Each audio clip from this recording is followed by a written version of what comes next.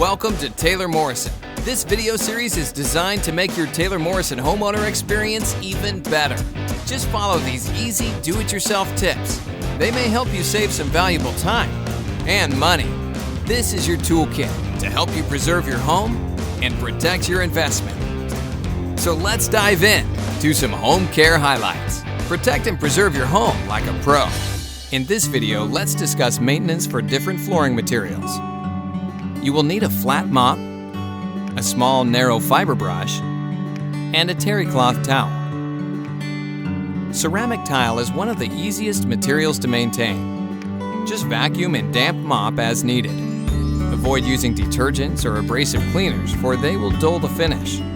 Grout can become yellowed or stained over time. Use a fiber brush, mild cleanser, and water to restore your grout to its original condition. Grout cleaners and whiteners can be purchased at your local hardware store as well.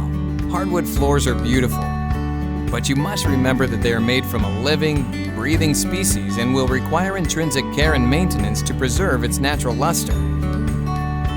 Water is still the best cleaner for your hardwood floors. Never use a wet mop on your floors, however.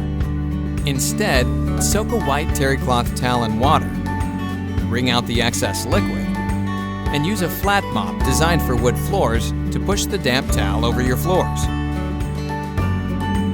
A pH-dedicated cleaning solution formulated for wood floors is recommended for deep cleaning. For minor nicks and scratches, a furniture marker can be used to obscure the damage. Natural stone has an opulent look all its own, and its porous nature requires regular maintenance.